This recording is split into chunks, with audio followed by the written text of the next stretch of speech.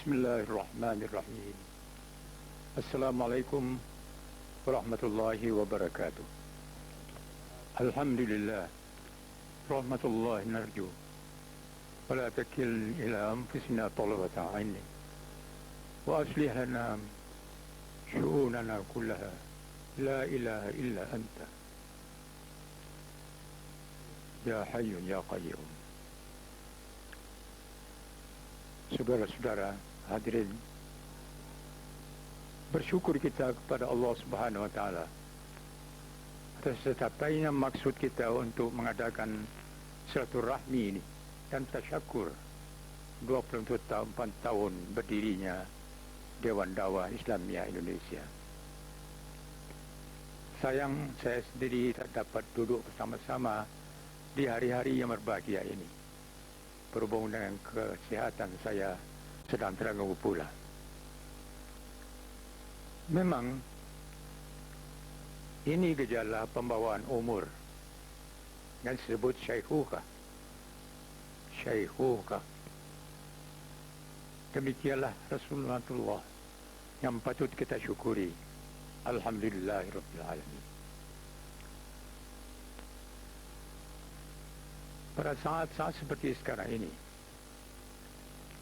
kita dengan sendirinya ingat kepada saudara-saudara seperjuangan kita semenjak kita mulai perjuangan di berbagai macam bidang.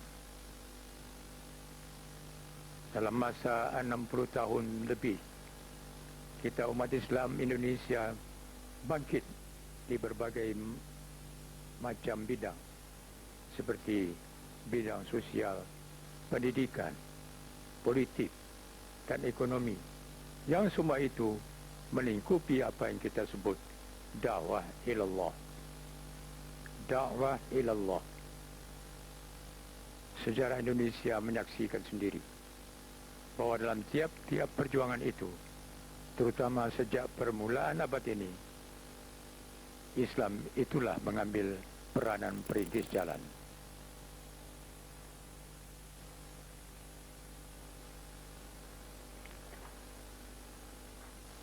Sejarah menyaksikan di bidang ini banyak sekali nama-nama yang perlu disebut yang bertebaran di seluruh Indonesia. Tapi pada saat ini baiklah kita membatasi beberapa nama yang belum lama meninggalkan kita. Di tengah-tengah mereka seasyik bersama-sama memimpin dan mengarahkan perjuangan kita ini. Saudara-saudara dari daerah-daerah tentu akan lebih mengingat nama-nama mereka yang masing-masing itu yang kita tidak akan dapat lupakan selama-lamanya. Dalam lingkungan terbatas, kita umpamanya tidak dapat melupakan Ustaz kita Kiai Haji Taufiqur Rahman, pemimpin dan pelopor kita Kiai Haji Fakih Usman, Pak Parwoto Mangkusasmito, Pak Sukiman Deyo Sanjoyo, Buya Hamka, Buya Datuk Palimukayo, Pak Kiai Haji Ahmad Ansari, Pak Syarfuddin Prawinegara, Pak Burhanuddin Rahab, dan lain-lain. Ini hanya sebagian dari mereka.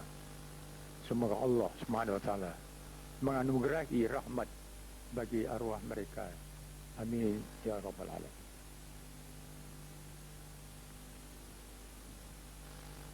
Alhamdulillah, saya dapat mengikuti persiapan-persiapan untuk pertemuan yang berbahagia ini. Dan saya doakan mudah-mudahan berhasil sebagaimana kita cita-citakan. Ingatlah kita semua kepada beberapa hadis Rasulullah SAW dalam penutup khutbatul wada, antara lain berbunyi, taraktu fiikum amrain ma in tamassaktum bihima lan tadillu abada, kitab Allah wa sunnat nabiyyi. Aku barisan, demikian Rasulullah SAW, aku wariskan pada kamu sekalian dua perkara Jika kamu sekalian berpegang kepada keduanya, kamu tidak akan tersesat selama-lamanya, yaitu kitabullah wa sunnat nabiyyi. Kitab Allah dan sunnah nabinya. Demikian kata Rasulullah sebagai penutup risalah beliau selama 23 tahun itu. Yang satu bernama Kitabullah Al-Quran Al-Karim, yang kedua Sunnah Rasulullah sebagai petunjuk untuk mengamalkan Kitabullah itu. Dan dalam sejarah kita menyaksikan sendiri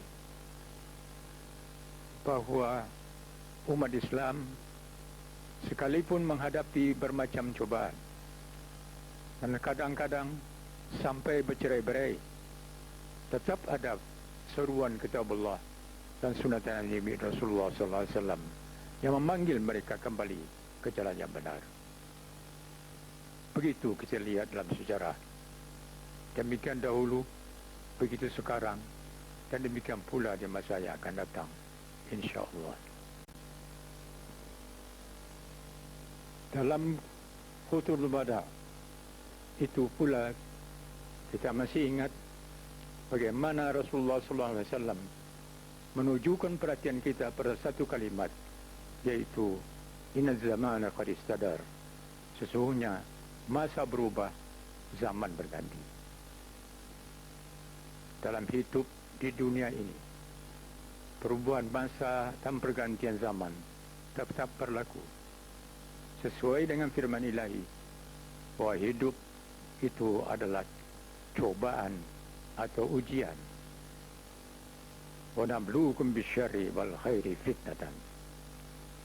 Dan sesungguhnya kami akan uji kamu sekalian dengan kesusahan dan kesenangan, yaitu sebagai ujian.